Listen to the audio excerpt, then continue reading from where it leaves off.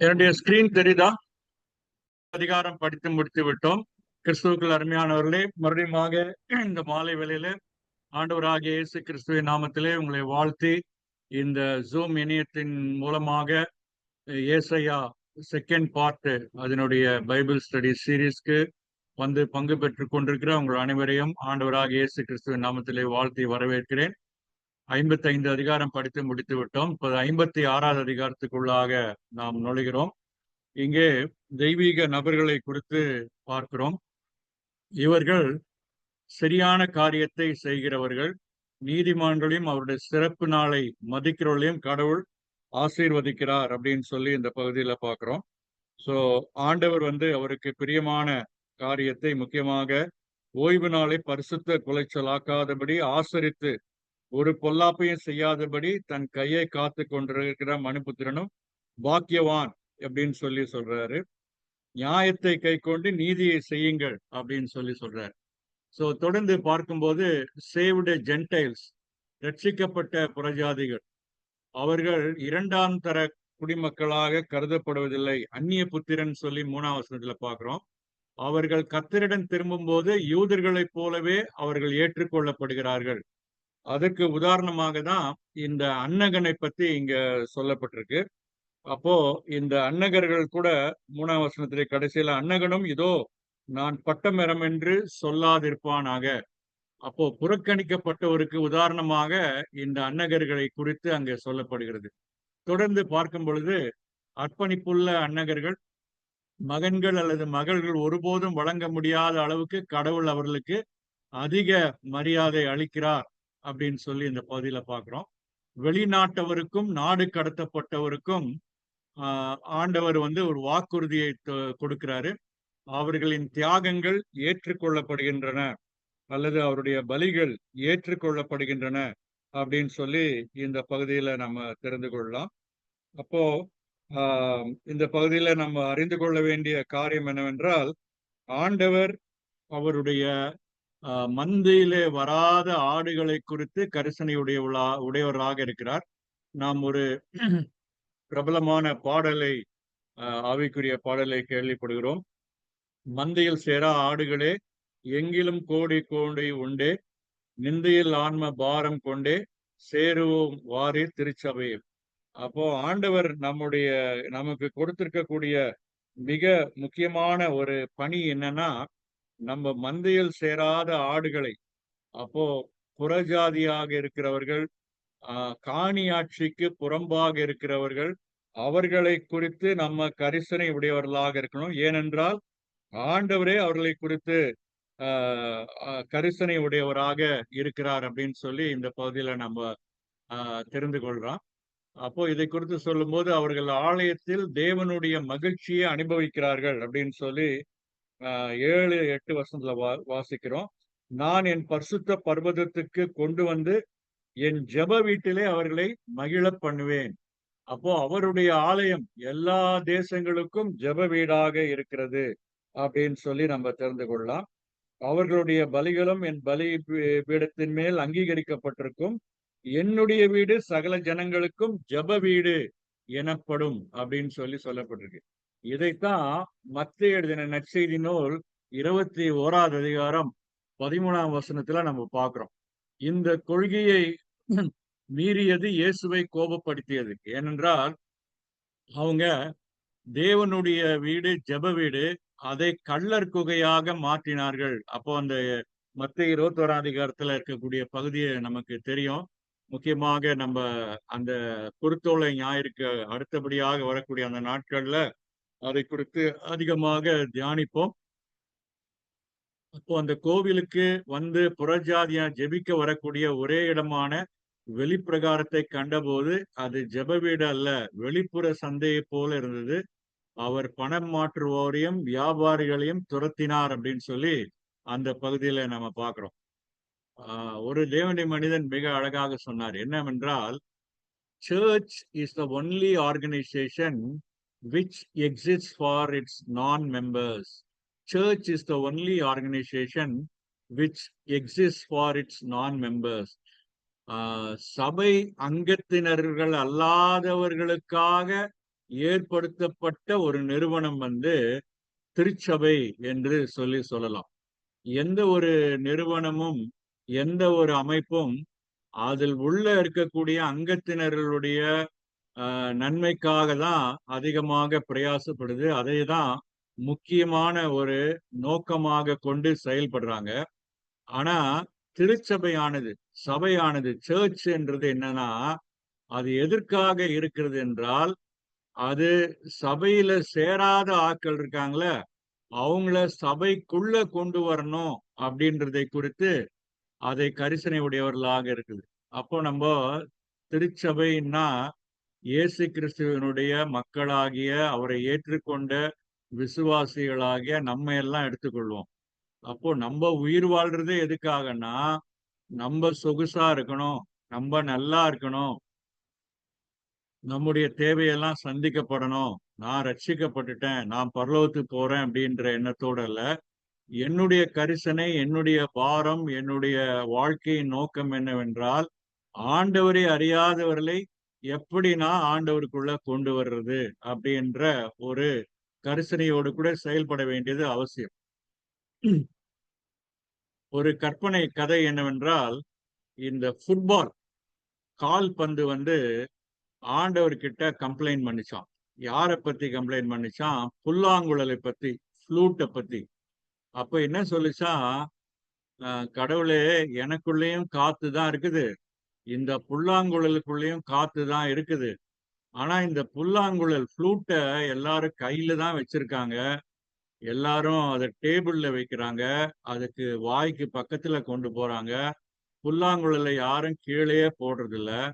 ஆனா நான் ஃபுட்பால் என்னை எல்லாரும் கீழ தான் தரையில தான் வச்சிருக்கிறாங்க. யாருமே டேபிள்ல தூக்கி வைக்கிறது கிடையாது. கையில வைக்கிறது கிடையாது.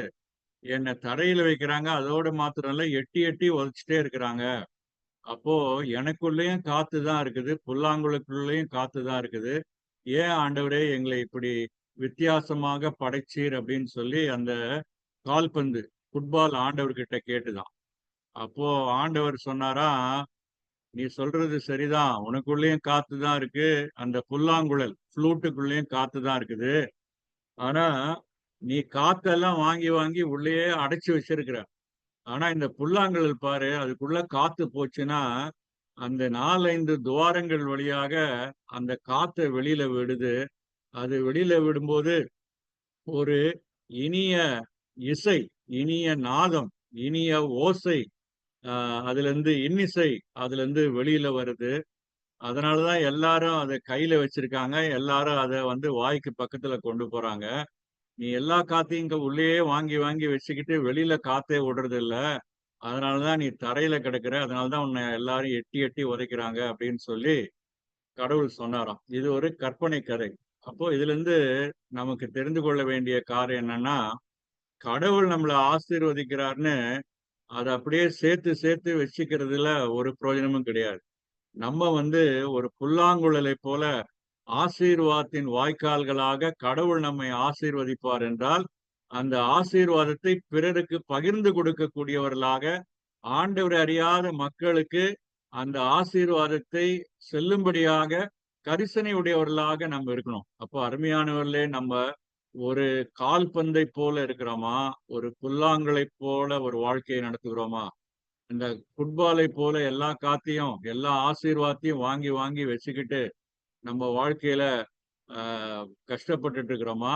அல்லது நம்முடைய வாழ்க்கையில வரக்கூடிய ஆசீர்வாதங்கள வெளியில விட்டு, அதை பகிர்ந்து கொண்டு, நம்ம வாழ்க்கை ஒரு இனிய ஓசை கொடுக்கக்கூடியதாக, இன்னிசையை எழுப்பக்கூடியதாக, இனிய கீதத்தை, நாதத்தை ஏற்படுத்தக்கூடியதாக நம்ம வாழ்க்கை இருக்குதான்னு யோசித்து பார்க்கலாம்.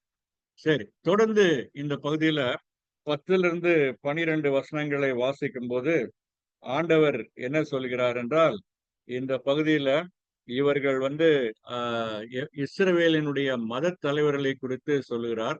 அவர்களுடைய மீறுதல்களை குறித்து அவர் 10லிருந்து 12 வசனங்கள் பகுதியில சொல்லுகிறார். 8ஆம் வசனத்துல தள்ளுண்டவர்களை அவர் சேர்க்கிறார். இன்னும் அப்படி சேர்ப்பேன். அப்போ ஆண்டவர் பார்த்தீங்கன்னா, தள்ளுண்டவர்களை, புறஜாதிகளை அவருடைய மந்தையில் சேராத ஆடுகளை சேர்க்கணும்ன்ற அந்த கரிசனையோடு பாரத்தோடு இருக்கிறார். அப்போ நாமும் அதே பாரத்தோடு இருக்கணும். சரி, இவர்களை குறித்து பார்க்கும்போது இந்த இஸ்ரேலுடைய சமய தலைவர்களை பார்த்தபோது அவர்கள் ஒன்றும் அறியாத குருடர் என்று சொல்லி 10ஆம் வசனத்தில் வாசிக்கிறோம். அவர்கள் தாங்களாகவே தூண்டப்பட்ட குருட்டுத்தன்மையால் அவதிப்படுகிறார்கள். ஆபத்து வரும்போது அவர்கள் எந்த எச்சரிக்கையும் கொடுக்க மாட்டார்கள். இதே விதமான காரியத்தை தான் ஆண்டவராகிய இயேசு கிறிஸ்து மத்தேயு எழுதின சுவிசேஷத்துல சொன்னாரு. முக்கியமாக பரிசேயர், சதுசேயர், வேத பாரகரை பார்த்து, நீங்க குருடருக்கு வழிகாட்டக்கூடிய குருடராக இருக்கிறீங்க. அப்போ குருடருக்கு வழிகாட்டினா உங்க கண்ணு திறந்திருக்கணும். ஆனா இவர்கள் பத்தி சொல்லக்கூடிய காரம் 10ஆம் வசனம், அவனுடைய காவற்காரர் எல்லாம் ஒன்றும் அறியாத குருடர். அவர்கள் எல்லாம் குறைக்க மாட்டாத ஊமையான நாய்கள். தூக்க மயக்கமாய் புலங்குறவர்கள், படுத்துக் கொண்டிருக்கிறவர்கள் நித்திரை பிரியர் அப்படின்னு சொல்லி ஆண்டவர் அவர்களை அதிகமாக கடிந்து கொள்ளக்கூடியவராக இருக்கிறார். அப்போ இவங்க தன்னலமான ஒரு வாழ்க்கையை வாழ்றாங்க. இவர்கள் பேராசை கொண்டவர்களாகவும் முற்றிலும் சுயநலவாதிகளாகவும் உள்ளனர். அவர்கள் தங்கள் சொந்த பாதைகளை பின்பற்றுகிறார்கள். தனிப்பட்ட லாபத்தையே அவர்கள் நோக்கமாக கொண்டுள்ளார்கள். 11ஆம் வசனத்துல பாத்தீங்கன்னா, திருப்தி அடையாமல் இருக்கும் பெருவயிற்று நாய்கள். எவ்வளவு பயங்கரமா ஆண்டவர் அப்படியே வச்சு செஞ்ச மாதிரி எப்படி திட்டுறாரு பாருங்க. பகுத்தறிவில்லாத மேய்ப்பர், அவர்கள் ஒவ்வொருவரும் தன் வழியும் அவனவன் தன் மூலையிலிருந்து தன் பொழிவையும் நோக்கி கொண்டிருக்கிறான். தன் பொழிவையை நோக்கி வாருங்கள், திராட்சரசத்தை கொண்டு வருவேன், மதுவை குடிப்போம், நாளைய தினம் இன்றைய தினம் போலும் இதற்கு அதிகமாகவும் இருக்கும் என்பார்கள். சோ இவங்க வந்து ஒரு சொகுசாக வாழக்கூடியவர்கள். அதைதான் அருமையான 1 தீமோத்தேயுல வாசிக்கிறோம். சுகபோகமாக வாழ்கிறவள் உயிரோடு செத்தவர்கள், உயிரோடு செத்தவள் அப்படின்னு சொல்லி அங்க அப்போஸ்தலனாகிய பவுல் கடிந்துரைக்கிறார். அருமையானவர்களே, நம்மள அநேகர் வந்து யாரும் ரொம்ப கஷ்டப்பட்ட நிலைமையில அல்லது சாப்பிடுறதுக்கே வசதி இல்லாத நிலைமையில நம்ம யாரும் இல்ல. கடவுளுடைய கிருபையினால நம்மளை ஆண்டவர் ஆசீர்வதிச்சிருக்கிறார்.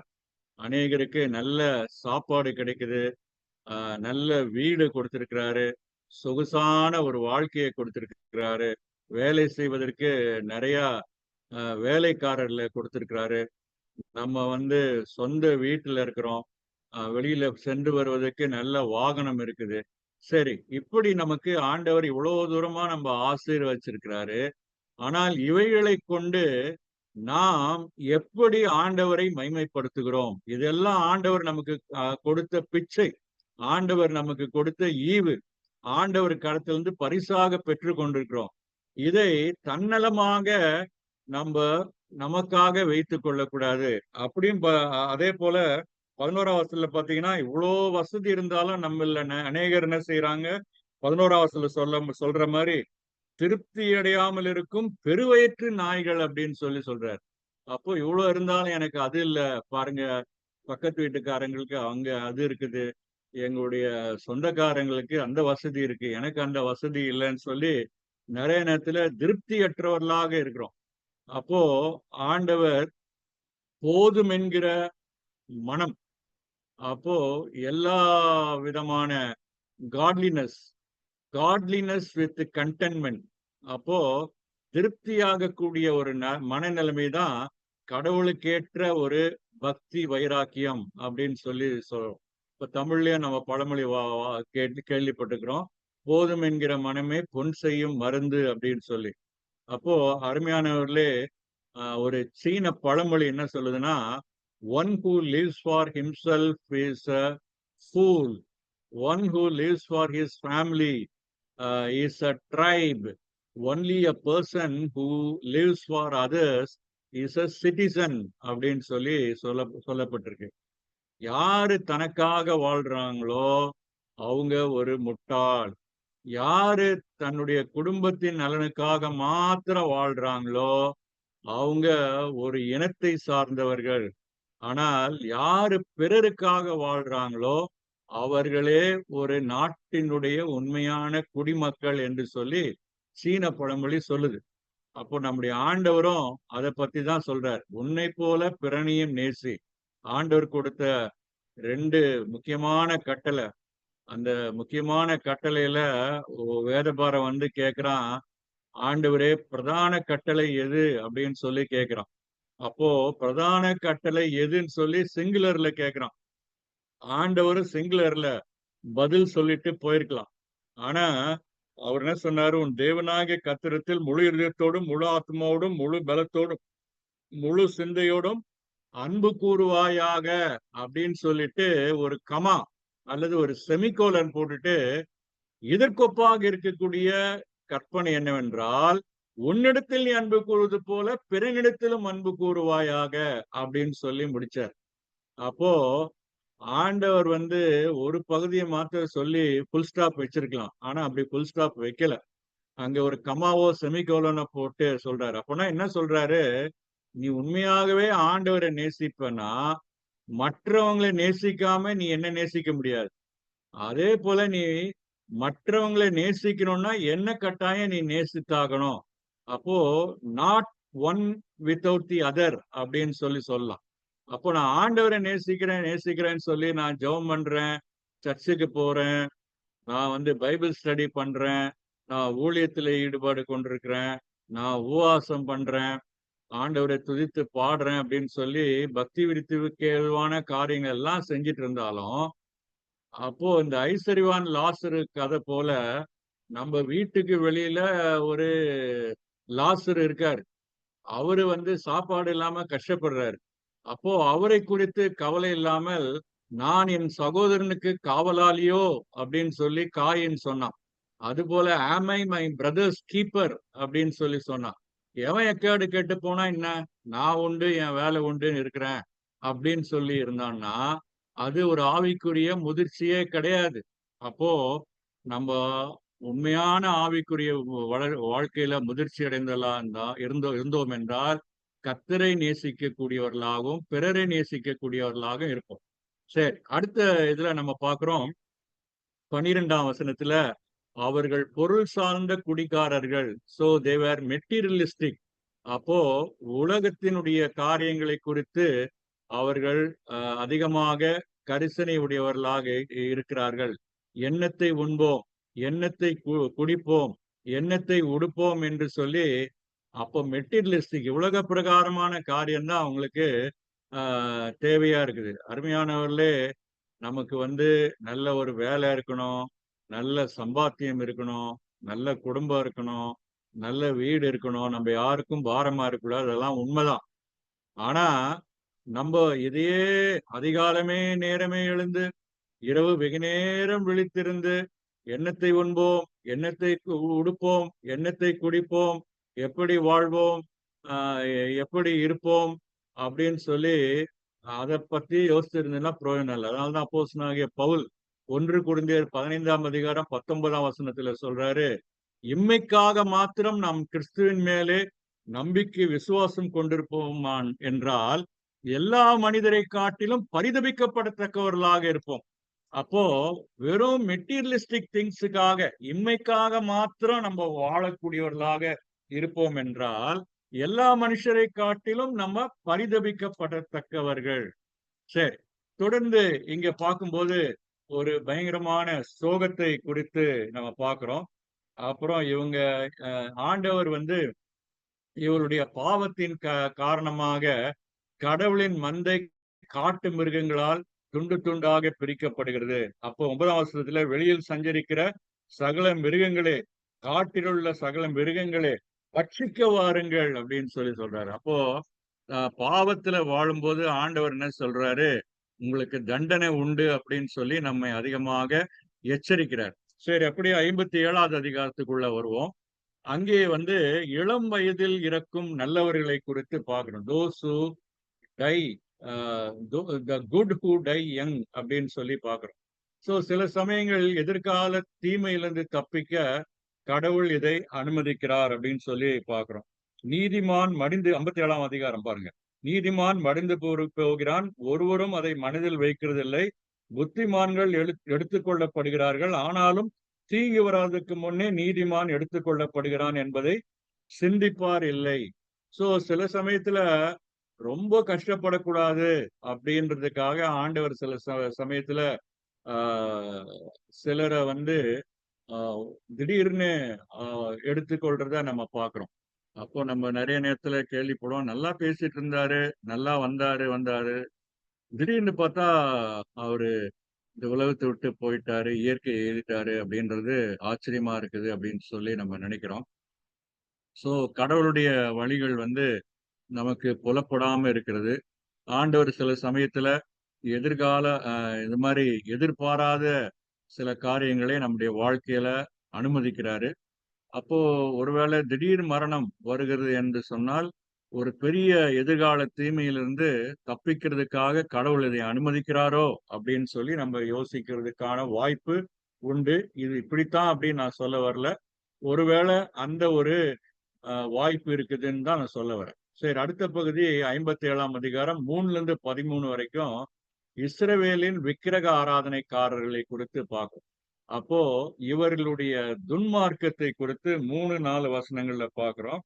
நான் ஏற்கனவே நேத்து நேத்து நினைக்கிறேன். நேத்தா முந்தாநேத்தோ ரொம்ப காரசாரமாக கடிந்து உரைத்தேன். இது மாரி நாள் பார்க்கிறவங்க, ஜோசியம் பார்க்கிறவங்க, ராகு காலம், யமகண்டம் பார்க்கிறவங்க அப்படின்னு சொல்லி.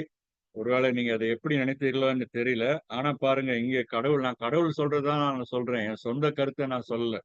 இங்க பாருங்க 3ஆம் வசனம், நாள் பார்க்கிறவரின் பிள்ளைகளே, விபச்சாரனுக்கும் வேசிக்கும் பிறந்த சந்ததியாரே, நீங்கள் இங்கே கிட்டி வாருங்கள். அப்போ நாள் பார்க்கிற கிறிஸ்தவர்களாக, திருமணத்துக்கு நல்ல நாள் பார்க்கிற கிறிஸ்தவங்களாக நம்ம இருக்கிறோமான்னு சொல்லி யோசித்து பார்க்கலாம். என்னோடு கூட பணிபுரிந்த சில ஊழியக்காரர்கள், அவர்கள் வேண்டுமென்றே தங்களுடைய திருமணத்தை சனிக்கிழமை வைத்தாங்க. அதுல ரொம்ப சுவாரஸ்யமான காரியம் என்னவென்றால், அவங்க இந்த ரிசப்ஷனுக்கு ஹால் புக் பண்ணும்போது, முகூர்த்த நாள்ல ஆல்ரெடி புக் ஆயிடுச்சு. ஸோ முகூர்த்த நாள்ல ரொம்ப டிமாண்டு. கல்யாண மண்டபமே கிடைக்கல. ஆனா, இந்த மாரி சனிக்கிழமை, ராகு காலம், யமகண்டத்துல பார்த்தீங்கன்னா, நெறைய கல்யாண மண்டபம் வந்து ஃப்ரீயா இருக்குது. அப்போ அது ரொம்ப அதனால யாருமே விரும்ப மாட்றாங்க. அப்போ அன்னைக்கு போய் தன்னுடைய பிள்ளைகளுக்கு ரொம்ப ஸ்பெசிஃபிக்கா செவ்வாய்க்கிழமை, ரொம்ப ஸ்பெசிஃபிக்கா அ சனிக்கிழமை அவரு கல்யாணம் வைத்தார். அப்போ அ அந்த மண்டபத்துக்காரங்களே ஆச்சரியப்படுறாங்க. "என்ன சார் நீங்க முகூர்த்த நாளே இல்ல, இப்படி வந்து கேட்கிறீங்க?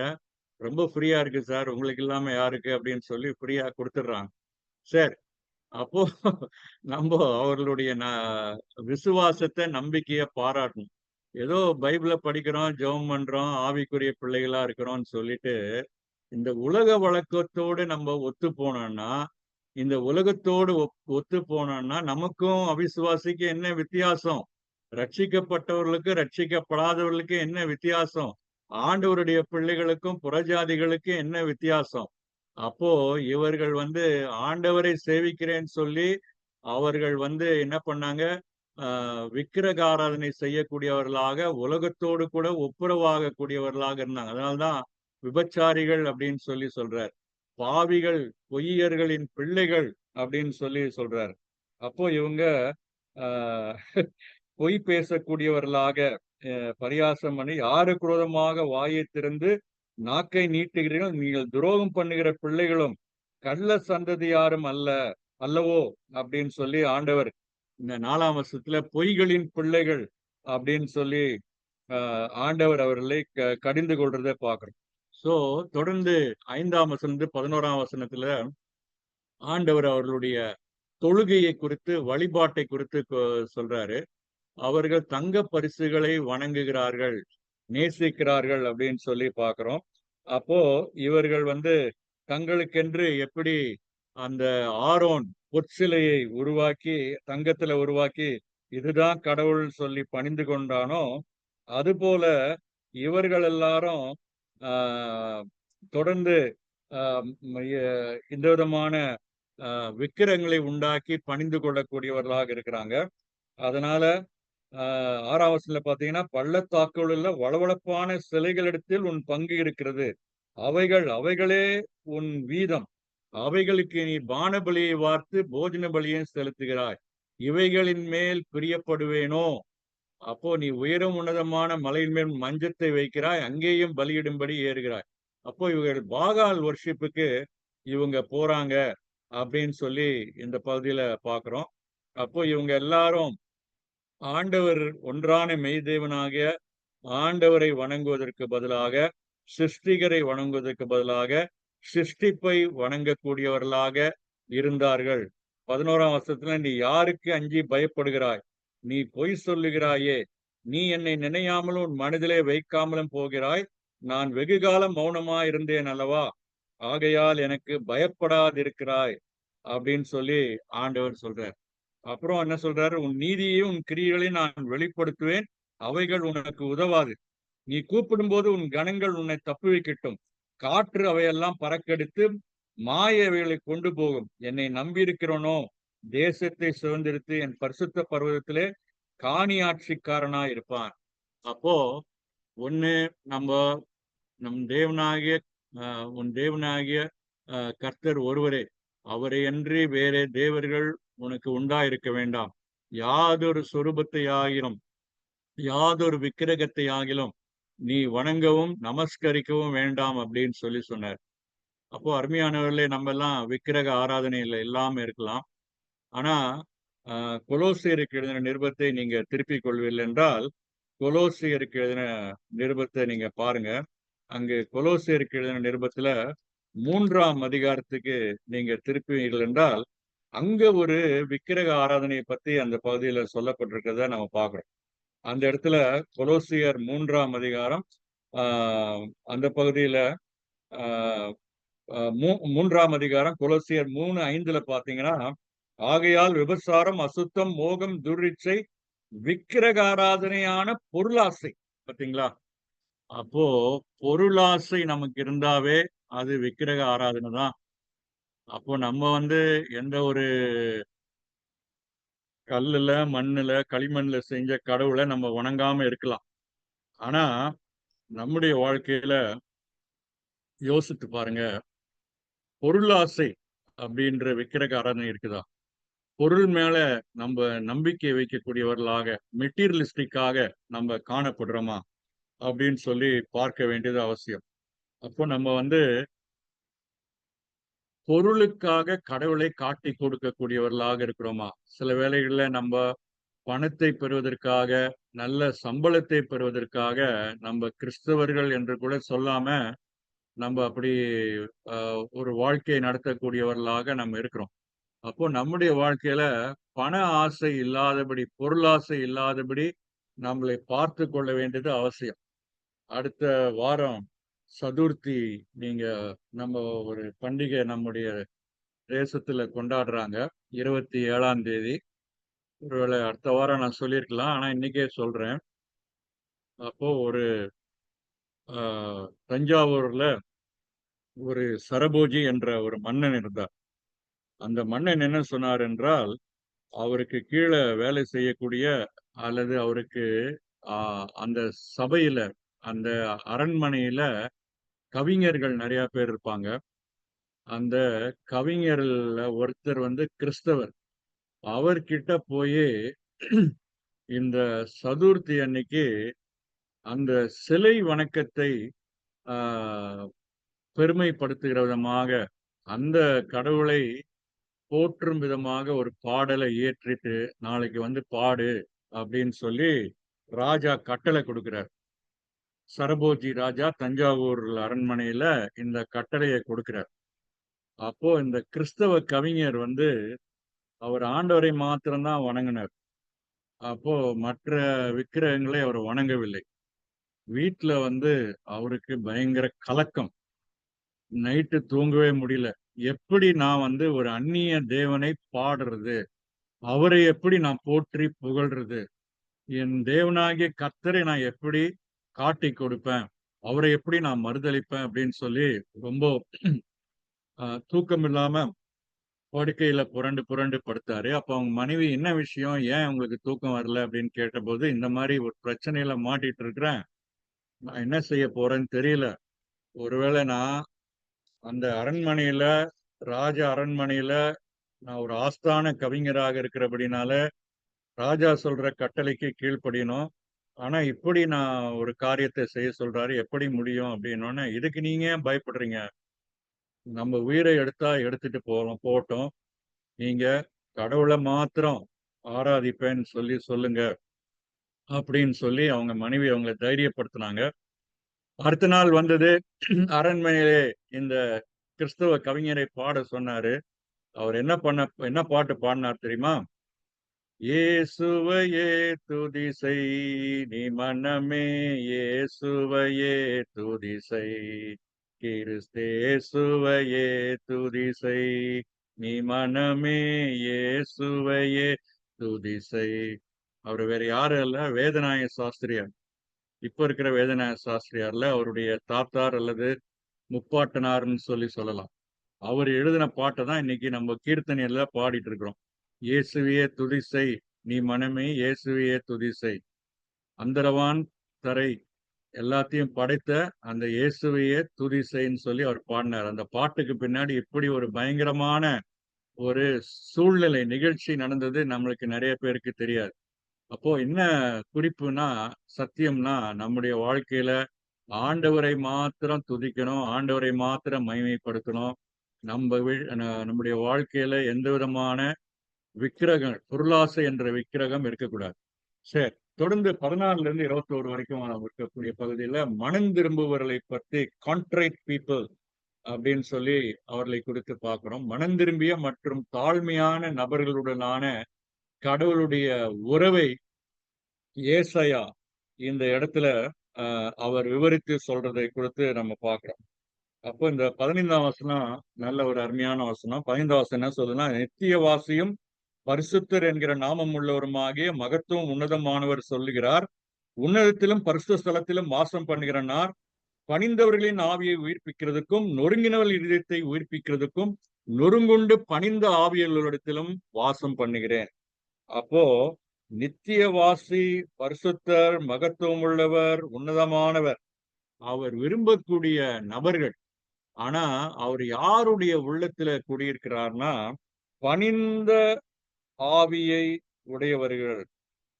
அப்போ இதே காரியத்தை தான் சங்கீதத்துல வாசிக்கிறோம். தேவனே நொறுங்குண்ட நறுங்குண்ட இருதயத்தை நீர் புறக்கணியீர். அப்போ ஆண்டவருக்கு தேவை நொறுங்குண்ட இருதயம். இந்த காரியத்தை தான் நம்ம சாமுவேலின் புஸ்தகத்துல பார்க்கிறோம். பலிகளை பார்க்கிலும் கர்த்தருக்கு கீழ்ப்படிதலே உத்தமம். ஆட்டுக்கடாக்களின் இனத்தை பார்க்கிலும் அவருக்கு செவி கொடுத்தலே முக்கியம், உத்தமம் அப்படின்னு சொல்லி பார்க்கிறோம். அப்போ ஆண்டவர் சில சமயத்துல நான் இவ்வளவு நேரம் ஜெபம் பண்றேன், இவ்வளவு நேரம் பைபிள் வாசிக்கிறேன், இவ்வளவு நேரம் நான் உபவாசம் பண்றேன், இவ்வளவு நேரம் நான் ஆண்டவருக்காக ஊழியம் செய்யறேன், ஆராதனைக்கு போறேன், காலை மாலை ஆராதனைக்கெல்லாம் போறேன், ஒரு ஆராதனை கூட மிஸ் பண்றது இல்ல. சோ இதெல்லாம் ஆண்டவருக்கு செலுத்தக்கூடிய பலிகள். ஆனா அந்த பலிகளோட சேர்த்து நம்ம ஆண்டவருக்கு கீழ்ப்படியணும், தாழ்மை உள்ளவர்களாக இருக்கணும். அப்போ பெருமை உள்ளவர்களுக்கு ஆண்டவர் எதிர்த்து நிற்கிறார். எப்பவுமே நறுங்குண்ட ஒரு இருதயம் உள்ளவர்களாக நாம் இருக்கணும். அப்போ ஆண்டவர் நம்மிடத்துல நறுங்குண்ட இருதயத்தை தான் எதிர்பார்க்கிறார். அப்போ நம்மிடத்துல ஆவிக்குரிய பெருமை இருக்குமானால் அந்த ஆவிக்குரிய பெருமையை விட்டுவிட்டு தாழ்மை உள்ளவர்களாக காணப்பட வேண்டியது மிக அவசியமான காரியம். எப்படி மழை பெஞ்சதுன்னா தண்ணி பள்ளத்துல தேங்குதோ அது போல மனதுல தாழ்மை உள்ளவர்களாக, பணி உள்ளவர்களாக இருக்கக்கூடியவர்களிடத்தில் தான் ஆண்டவருடைய ஆசீர்வாதம் தங்கும். அதுதான் நம்ம மலை பிரசங்கத்துல மத்திய 5ஆம் அதிகாரத்துல வாசிக்கிறோம். ஆவியில் எளிமையுள்ளவர்கள் பாக்கியவான்கள், பரலோக ராஜ்யம் அவர்களுடையது. துயரப்படுகிறவர்கள் பாக்கியவான்கள். ஆவியில் எளிமை இல்லைன்னா, ஆண்டவரே நான் அற்பம், தூசியாக இருக்கிறேன், நான் பலவீனன், குறைவுள்ளவன் சொல்லி நம்முடைய வாழ்க்கையில பெருமைப்படுத்தாதபடி நம்மை தாழ்த்தக்கூடியவர்களாக இருக்கணும். நம்முடைய பாவத்துக்காக துயரப்படணும். பிறர் பண்ற பாவத்தை பார்த்து அவர்களுக்காக பரிதபித்து அவர்களுக்காக துயரப்படணும். அதுதான் துயரப்படுகிறவர்கள் பாக்கியவான்கள், அவர்கள் ஆறுதல் அடைவார்கள் அப்படின்னு சொல்லி அந்த பகுதியில பார்க்கிறோம். சரி, தொடர்ந்து நம்ம பார்க்கும்போது கடவுளுடைய நபரை பற்றி, மனம் திரும்பியவர்களை பற்றி பார்த்த பிற்பாடு 15ஆம் வசனத்துடைய பகுதியில ஆண்டவருக்கு பிரியமானவர், அந்த ஆண்டவர் வந்து நித்தியத்தில் வசிக்கும் பரிசுத்தர், உயர்ந்தவர், உன்னதமானவர் அப்படின்னு சொல்லி பார்க்கிறோம். கடவுளுடைய வாக்குறுதிகளை பற்றி தொடர்ந்து 57ஆம் அதிகாரம் 14ல இருந்து இறுதி வரைக்கும் அங்கு கொடுக்கக்கூடிய வாக்குத்தத்தங்களை குறித்து நாம் பார்க்கிறோம். எப்போதும் வழக்காட மாட்டேன், கோபமா இருப்பதில்லை. சில சமயத்துல ஆண்டவர் தண்டிக்கிறாரு, ஆனாலும் ஒரு கோபமா இருப்பதில்லை அப்படின்னு சொல்லி ஆண்டவர் சொல்றாரு. சோ உன்னை ஒரு முறை அடிச்சேன் 17ஆம் வசனத்துல, நான் மறைந்து கடுங்கோபமா இருந்தேன், நீங்கள் மனம் போன போக்கிலே மாறுபாடாய் நடந்தார்களே, ஆம், தங்கள் மனம் போன போக்கில் மாறுபாடாக நடந்தார்களே, அவர்கள் வழிகளை நான் பார்த்து அவர்களை குணமாக்குவேன். அப்போ குணமாக்குவேன், அவர்களை நடத்தி திரும்பவும் அவர்களுக்கு ஆறுதல் அளிப்பேன். தூரமாயிருக்கிறவர்களுக்கும் சமீபமானவர்களுக்கும் சமாதானம் சமாதானம் என்றும் கூறும் உதடுகளின் பலனை சிருஷ்டிக்கிறேன். அவர்களை குணமாக்குவேன். அருமையானவர்களை ஆண்டவர் குணமாக்குகிறார். சங்கீத புஸ்தகத்துல வாசிக்கிறோம், வார்த்தைகளை அனுப்பி அவர் குணமாக்கக்கூடிய ஒரு தேவனாக இருக்கிறார். அப்போ கடவுளுடைய வார்த்தையினால நம்மை குணமாக்குறார். அதனாலதான் கடவுளுடைய வசனத்தை திரும்ப திரும்பமாக கேட்கணும் அப்படின்னு சொல்லி ஆண்டவர் எதிர்பார்க்கிறார். ஆனா தொடர்ந்து ஆண்டவர் வந்து இவர்களை கூட்டி சேர்க்கணும் அப்படின்னு சொல்லி விரும்புறாரு. அவர்களை உயிர்ப்பிக்க வேண்டும், புத்துணர்ச்சி அளித்து அவர்களுக்கு தைரியம் அளிக்கிறார் அப்படின்னு சொல்லி 14, 15 வசனங்களை வாசிக்கிறோம். அவர்களை குணப்படுத்துகிறார், ஆறுதல் படுத்துகிறார். அவர்களை குணப்படுத்துகிறார், அவர்கள் அவரை புகழுகிறார்கள் அப்படின்னு சொல்லி பார்க்கிறோம். சோ ஆண்டவரை அவர்கள் புகழக்கூடியவர்களாக என்று சமாதானம் சமாதானம் என்று கூறும் உதடுகளின் பலனை சிருஷ்டிக்கிறேன். அப்போ ஆண்டவர் அவர்களை புகழக்கூடியவர்களாக காணப்படுறாங்க. அப்போ அவருடைய மனங்கள் அமைதியற்றவை, அவைகளுடைய சொந்த காமங்களாலும் உணர்ச்சிகளாலும் அவருடைய குற்ற உணர்ச்சியின் திகிலாலும் அவர்களுக்கு ஏற்பட வேண்டிய தெய்வீக பழிவாங்கலின் பயத்தாலும் அவர்கள் மீது வர தயாராகவும் நிரந்தரமாக அவசரப்பட்டு வேதனைப்படுகின்றன. இது எதை குறிக்குதுன்னா, கடைசியில பாத்தீங்கன்னா 20ஆம் 21ஆம் வருஷத்துல துன்மார்க்கரோ கொந்தளிக்கும் கடலை போல இருக்கிறாங்க. அது அமர்ந்திருக்க கூடாமல் அந்த ஜனங்கள் சேற்றையும் அழுக்கையும் கரையிலே ஒதுக்குகிறது. துன்மார்க்கருக்கு சமாதானம் இல்லை. அப்போ துன்மார்க்கருடைய மனங்கள் அமைதியற்றவை. அது வந்து அவர்களுடைய சுய இச்சையினால நிறைந்ததாக காணப்படுது. தன்னலமான உணர்ச்சிகளால நிறைந்ததாக, குற்ற உணர்ச்சியின் திகில்களாக நிறைந்ததாக, பழி வாங்குகிற பயத்தால நிறைந்ததாக இருக்குது. ஆகையினால அப்படிப்பட்ட காரியங்களை ஆண்டவர் எச்சரிக்கிறார். சரி, தொடர்ந்து இப்ப 58வது அதிகாரத்துக்கு வரோம். இந்த 58வது அதிகாரம் அதிகமாக நம்ம வந்து இந்த இந்த நாட்கள்ல உபவாசம் இருக்கக்கூடிய நாட்கள்ல, அப்புறமாக நம்ம லென்டன் டேஸ், அந்த தபசு நாட்கள்ல அதிகமாக யோசிக்கக்கூடிய ஒரு காரியம். இங்க வந்து கடவுளுக்கு உகந்த உபவாசம் என்ன, கடவுளுக்கு உகந்த ஓய்வு நாளை ஆசரிக்கக்கூடிய காரியம் என்ன அப்படின்னு சொல்லி ஆண்டவர் இந்த 58வது அதிகாரத்துல சொல்றாரு. இதுல இவர்களுடைய மாய்மாலத்தை குறித்தும் மனம் திரும்புதலுக்கான தேவையை குறித்தும் அவர் உணர்த்துகிறார். இவர்களுடைய பாவங்களை குறித்து சொல்றார். இவங்க மாய்மாலத்தினால நிறைந்தவர்களாக இருக்கிறாங்க. அப்போ இவங்க வந்து பேருக்கு வெளியில உபவாசம் பண்றேன்னு சொல்றாங்க. ஆனா அவங்க வாழ்க்கையில அக்கிரமம் நிறைந்ததாக இருக்கிறது. அப்போ அவங்களுடைய உபவாசம் வந்து ஒரு தவறான உபவாசம், தோற்பதற்கான ஒரு தவறான வழி. அப்போ அவங்க தங்களுடைய நோன்பை பற்றி, தங்களுடைய உபவாசத்தை பற்றி பெருமை பாராட்டுகிறார்கள். அதனால உபவாசம் பண்றதுனால அப்படி வெளிப்பிரகாரமான சில சட்ட திட்டங்களை, சில ஆவிக்குரிய ஒழுக்கங்களை பின்பற்றுவதனால கடவுள் அவர்கள் மேல ரொம்ப சந்தோஷப்படுவார் அப்படின்னு சொல்லி அவங்க தவறாக நினைக்கிறாங்க. ஆனால் உபவாசத்திற்கான சரியான வழி, the right way to fast என்ன என்பதை குறித்து 58வது அதிகாரம் 6ல இருந்து 12ல சொல்றார். சோ அங்க சொல்லும்போது சில ஃபேக்ட்ஸ சொல்றார். அவர்கள் தங்கள் உணவையும் உடைகளையும் ஏழைகளுடனும் தேவைப்படும் உறவினர்களுடனும் பகிர்ந்து கொள்ள வேண்டும். அப்போ அருமையானவர்களே, நம்முடைய வாழ்க்கையில நம்ம வந்து எப்படி ஒரு நாணயத்துக்கு 2 பக்கம் இருக்குதோ, அதே போல நமக்கும் வந்து ஆவிக்குரிய வாழ்க்கையில 2 பக்கம். ஒரு பக்கம் ஆண்டவரோடு கூட உள்ள உறவு. இன்னொரு பக்கத்துல மற்றவர்கள் மேல இருக்கக்கூடிய ஒரு கரிசனை, ஒரு அன்பு, ஒரு பாசம். அப்போ நம்ம வாழ்க்கையில ஷேர் பண்ணாம இருந்தோம்னா, நம்ம தன்னலமாக எல்லாத்தையும் வச்சுட்டு இருந்தோம்னா, என்னதான் உபவாசம் பண்ணாலும், அது கடவுளுக்கு பிரியமானதாக இருக்காது. அதான் லாசர் ஐஸ்வர்யவான் கதை நமக்கு போதிக்குது. அததான் யாக்கோபுக்கு எழுதின நிருபத்துல 2ஆம் அதிகாரத்துல பார்க்கிறோம். அப்போ உங்க பிரேயர் மீட்டிங்க்கு, ஒரு ஃபெல்லோஷிப் மீட்டிங்க்கு, ஒரு ஷாலோம் மீட்டிங்க்கு ஒருத்தர் வராரு.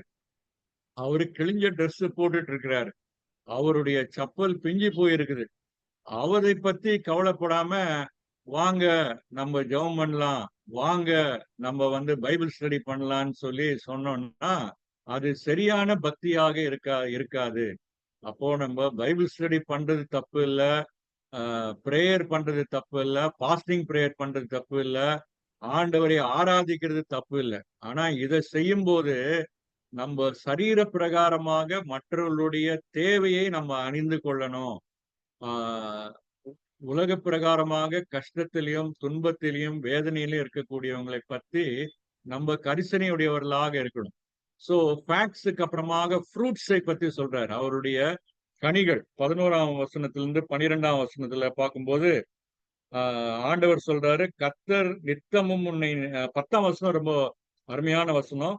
பசியுள்ளவனிடத்தில் உன் ஆத்துமாவை சாய்த்து, சிறுமைப்பட்ட ஆத்துமாவை திருப்தியாக்கினால், அப்பொழுது இருளில் உன் வெளிச்சம் உதித்து, உன் அந்தகாரம் மத்தியானத்தைப் போலாகும். அப்படின்னு சொல்லி ஆண்டவர் சொல்றாரு. அப்போ உண்மையான உபவாசம் என்னன்னா, 7ஆம் வசனத்துல 6ஆம் வசனத்துல பார்த்தீங்கன்னா, அக்கிரமத்தின் கட்டுகளை அவிழ்க்கிறதும், நுகத்தடியின் பிணையல்களை நெகிழ்கிறதும், நெருக்கப்பட்டிருக்கிறவர்களை விடுதலையாக்கி விடுகிறதும், சகல நுகத்தடிகளையும் உடைத்து போடுகிறதும், பசியுள்ளவனுக்கு ஆகாரத்தை பகிர்ந்து கொடுக்கிறதும், துரத்துண்ட சிறுமியானவர்களை வீட்டிலே சேர்த்துக் கொள்கிறதும், வஸ்திரம் இல்லாதனை கண்டால் வஸ்திரம் கொடுக்கிறதும், கொடுக்கிறதும், உன் மாம்சமானவனுக்கு உன்னை ஒழிக்காமல் இருப்பதும் அல்லவோ எனக்கு உகந்த உபவாசம். அப்படியே ஒரு பெரிய எக்ஸ்ட்ரீமுக்கு ஆண்டவர் சொல்றார். அப்போ உண்மையான உபவாசம் எதுன்னா, பிறருடைய தேவையை சந்திக்கிறது. அப்போ நம்ம ஜெபம் பண்றது தப்பு இல்ல. உபவாசம் இருக்கிறது தப்பு இல்ல. ஓய்வு நாளை ஆசரிப்பது தப்பு கிடையாது. ஆண்டவரை ஆராதிப்பது தப்பு கிடையாது. ஊழியத்துல ஆக்டிவா இன்வால்வ் பண்றது தப்பு கிடையாது. அதோடு கூட சேர்ந்து பிறருடைய சரீர பிரகாரமான தேவையை குறித்தும் நம்ம கரிசனை உடையவர்களாக இருக்க வேண்டியது மிக மிக அவசியமான ஒரு காரியம். இந்த ஐஸ்வர்யவான் வந்து கொலை பண்ணல, கொள்ளை அடிக்கல, அவன் வந்து தவறான வழியில எதுவுமே நடக்கல. ஆனா அவன் செஞ்ச ஒரே ஒரு தப்பு என்னன்னா, தான் வீட்டு வாசப்படியில லாசரு வந்து இப்படி வந்து சாப்பாட்டுக்கு வழி இல்லாம இருக்கிறார். அத இவரு மீட்டிங்க்கு போயிட்டு போயிட்டு வராரு. வெளியூருக்கு போயிட்டு போயிட்டு வராரு. அவர கண்டுக்கவே இல்ல. அவர் மேல கரிசனைப்பட்ட மாரியே தெரியல. அவருக்கு வந்து ஒரு ட்ரீட்மென்ட்க்கு அவரு ஸ்டெப்ஸ் எடுக்கல. அவருக்கு பணம் குடுத்து உதவி செய்யல. சாப்பாடு குடுத்து அவர திருப்தி ஆக்கல. சோ, அதுதான் அவருடைய பாவம். அப்போ இது பிறரை நம்ப கவனிக்காமல் இருப்போம் என்றால், அதே மிகப்பெரிய ஒரு பாவமாக இருக்குது. சோ, இத வந்து ஆண்டவர் சொல்றார். அப்போ அருமையானவர்களே, நம்முடைய கிறிஸ்தவத்துல ஒண்ணு வந்து நம்மலாம் இவாஞ்சலிக்கல்ஸ் அப்படின்னு சொல்லுவோம். இவாஞ்சலிக்கல்ஸ்னா சுவிசேஷத்தை நம்பக்கூடியவர்கள் அப்படின்னு சொல்றோம். அப்புறம் இன்னொரு குரூப் ஒருத்தங்க இருக்காங்க. அவங்க வந்து லிபரலிஸ்ட் அப்படின்னு சொல்லுவாங்க. அந்த லிபரலிஸ்ட் என்ன சொல்றாங்க, ரொம்ப சோசியல் ஆக்ஷன். நம்ம போய் சமூக சேவை செய்யணும். அப்படி சமூக சேவை செய்யணும் அப்படின்னு சொல்லி, அவங்க அததான் முக்கியத்துவப்படுத்துவாங்களே ஒழிய, ஒரு பைபிள வாசிக்கணும், வேதத்த தியானிக்கணும், பைபிள ஆராய்ந்து படிக்கணும், ஜெபிக்கணும், உபவாசம் பண்ணணும், அப்புறம் ஆராதனை பண்ணணும், அதெல்லாம் அவங்க முக்கியத்துவமே படுத்த மாட்டாங்க. இப்படி 2 எக்ஸ்ட்ரீம் குரூப் இருக்குது. ஆனா, நம்ம இந்த 2 எக்ஸ்ட்ரீமுக்கும் போயிறக்கூடாது. மிக மிஞ்சிய பக்திமானா இருந்துட்டு, பிறருடைய தேவையை சந்திக்காம இருக்கக்கூடாது. அதே சமயத்துல நான் சோசியல் ஒர்க் பண்றேன் அப்படின்னு சொல்லிட்டு, பைபிள படிக்காம, பைபிள தியானிக்காம, பைபிள் ஸ்டடி பண்ணாம, ஆண்டவர ஆராதிக்காம, ஆண்டவருடைய ஊழியத்துல ஈடுபடாம, மற்றவங்களுக்கு சுவிசேஷம் சொல்லாம இருந்தோம்னா, நம்ம ஒரு கம்யூனிஸ்ட் மாரி மாறிடுறோம். ஸோ அதனால நம்ம பேலன்ஸ்டு கிறிஸ்டியனாக இருக்க வேண்டியது மிக அவசியம். அததான் ஒருத்தரு ரொம்ப வேடிக்கையாக சொன்னாரு. என்னன்னா, "evangelicals they try to feed stomachless souls." அவங்க வந்து வயிறு இல்லாத ஆத்துமாவ போஷிக்கிறாங்களாம். அப்புறம் இந்த லிபரலிஸ்ட் பாத்தீங்கன்னா, தே ஃபீடு சோல்லெஸ் ஸ்டமக் அப்படின்றார். அப்போ ஆத்துமா இல்லாத வயித்தை நிரப்பக்கூடியவங்களாக இருக்கிறாங்க. அப்படி நம்ம 2 எக்ஸ்ட்ரீமுக்கும் போயிடக்கூடாது. சோலும் நமக்கு முக்கியம். நமக்கு வயிறும் முக்கியம். சோலும் முக்கியம். உலக பிரகாரமான வாழ்க்கையும் முக்கியம். அப்போ இந்த அதிகாரத்தில் ஏசாயாவின் காலத்தில் கடைபிடிக்கப்பட்ட 2 மத சடங்குகளின் வெறுமையை கடவுள் அம்பலப்படுத்தினார். உபவாசம் மற்றும் ஓய்வு நாள் கடைபிடிப்பு. இவை இரண்டும் இந்த 2 காரியங்களையும் செய்யாமல் இருப்பதனுடைய வெளிப்பாடுகள் என்னன்னா, உபவாசத்தில் நீங்கள் சாப்பிடுவதில்லை. ஓய்வு நாள் கடைபிடிப்பில் நீங்கள் வேலை செய்வதில்லை. இந்த அதிகாரத்தின் ஒரு முக்கியமான அம்சம், நாம் செய்யாதது கடவுளுக்கு முன்பாக நம்மை சரியாக போதுமானதல்ல என்பதை காட்டுகிறது. கடவுளுடன் நாம் நடப்பது, நாம் என்ன செய்யவில்லை என்பதின் மூலம் மட்டுமே வரையறுக்கப்படக்கூடாது. நாம் கர்த்தருக்காக என்ன செய்கிறோம்? அப்போ நான் அந்த பாவம் செய்யறது கிடையாது, அங்க போறது கிடையாது, இப்படி பண்றது கிடையாது, அது செய்யறது கிடையாதுன்னு சொல்லி நெகட்டிவா அப்படி பண்ணல, இப்படி பண்ணல அப்படின்னு மாத்திரம் சொல்லிட்டு இருக்கக்கூடாது. ஆனா என்ன பண்றேன்? இப்ப நான் என்ன பண்ணிட்டு இருக்கிறேன் அப்படின்றத நம்ம சொல்ல வேண்டியது ரொம்ப அவசியமான ஒரு காரியம். சரி, என்னுடைய நேரம் முடிந்துட்டு நான் 59, 60 சேர்த்து முடிச்சிடலாம்னு சொல்லி யோசித்தேன். ஆனா கொஞ்சம் உதாரணங்கள், கதைகள், அப்புறம் இந்த வசனத்தை நம்ம எளிதா புரிந்து கொள்வதற்கான சில நடைமுறை வாழ்க்கைக்கான அபியாசப்படுத்துவதற்கான சில சத்தியங்களை சொல்லும்போது கொஞ்சம் ஸ்லோவாயிட்டேன்.